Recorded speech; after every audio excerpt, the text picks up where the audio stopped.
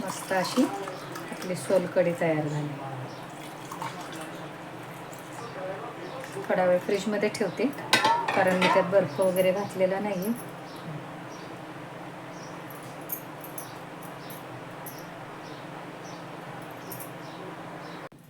Hello friends, कसे आहात? स्वागत आहे तुमचं आपल्या मराठी यूट्यूब चॅनलमध्ये. सध्या किती कडक ऊन पडते ना. उन्हाळा इतका वाढला की जरा गारगार काहीतरी प्यावंसं वाटतं. आणि उन्हाळा आणि थंड थंड वस्तू नाही पिल्या मग काय म्हणायचं. आज मी सोलकढी करते, दाखवते तुम्हाला. तसं तर आपण भरपूर थंड पितोच, तशीच सोलकढी. तर सोलकढी करते मी आज, दाखवते काय काय घेतले ते. हा एक नारळ फोडून बघा, त्याचा पाठीमागचा काळा भाग पूर्ण काढून घेतला आहे.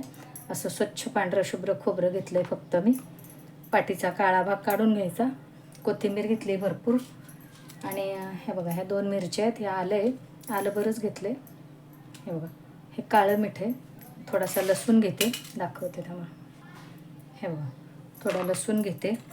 जिरं घेते अर्धा चमचा. हे बघा, जिरं घेतलं.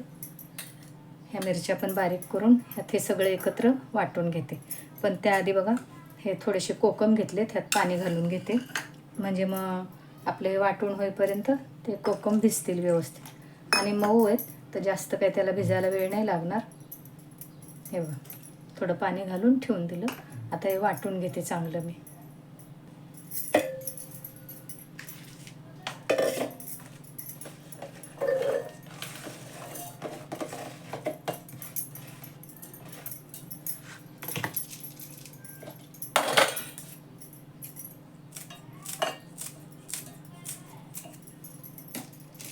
आलं पण जरा थोडंसं बारीक करून घेते.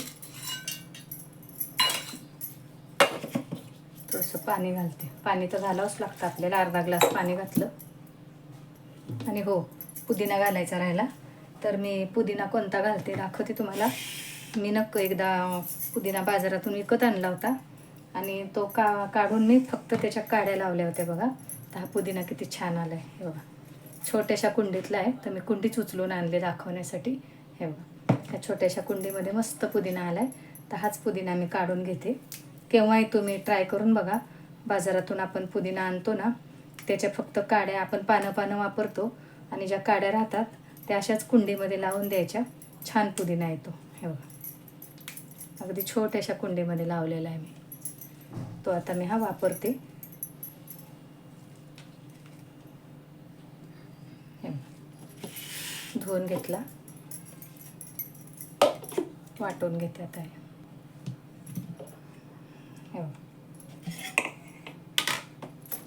हे आपल्याला परत गाळून घ्यायचे.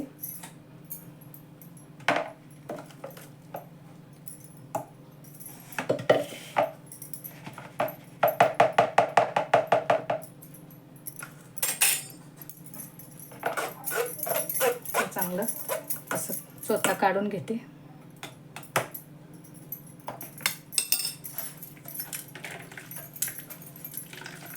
परत आता एकदा वाटून घेते. आणि हे कोकम आहे, हे पण ह्यात घालून घेते. तुम्ही नुसतं कोकमाचा आगळ काढून घेतला आणि चोथा नाही घेतला त्यात तरी चालेल. मी सरळच टाकून दिले त्यात. त्यात मी 1 चमचाभर साखर घालते.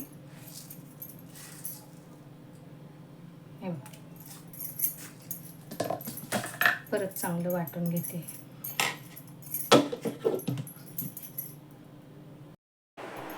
हो, पण अजून एक गोष्ट सांगते तुम्हाला.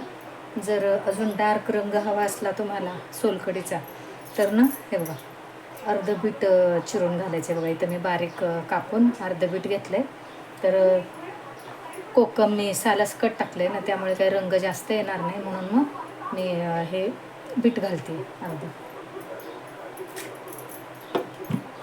परत हा चोथा आपण दुसऱ्यांदा मिक्सरमधून काढून घेतो. त्यात परत गाळून घेते. बीट टाकल्याने कसं रंग छान येतो. तुम्ही अगदी स्वच्छ कापडाने पण गाळून घेतलं तरी चालेल. मी डबल दुसऱ्या चाळणीने गाळून घेणार आहे, किंवा मग कापडाने गाळून देईन. आणि परत अजून एकदा हे मिक्सरमधून काढून घेते. परत एकदा काढून घेते. मग शेवटचं एकदा गाळून घेते परत.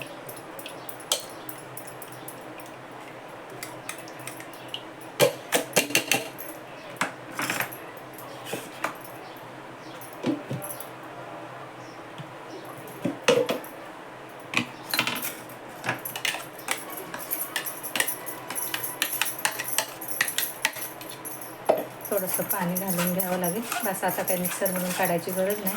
पूर्ण चौथा 3 वेळा मी काढून घेतला हा परत. फक्त आता दुसऱ्यांदा गाळून घेऊ आपण दुसऱ्या चाळणीने किंवा मग कापडाने. पुसून घेते सगळं थोडंसं पाणी घालून.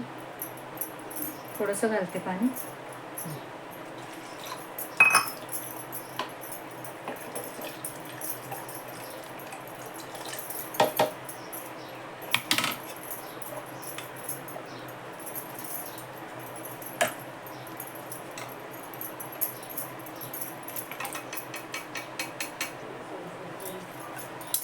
आता हे हातानेच पिळून घेते मी. पूर्ण बारीक झाले.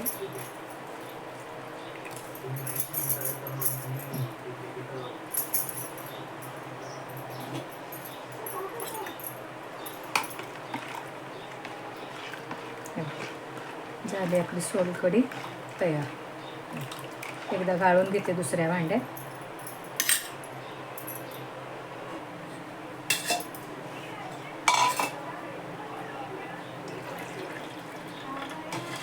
ह्याच्यात गाळून घेते.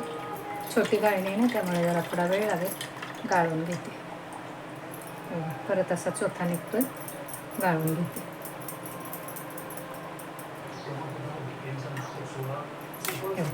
झालं. आता काय परत गाळायची गरज नाही. आपण 2दा गाळलं. चांगलं झाली आपली सोलकढी तयार. थोडीशी कोथिंबीर घालते त्यात मी.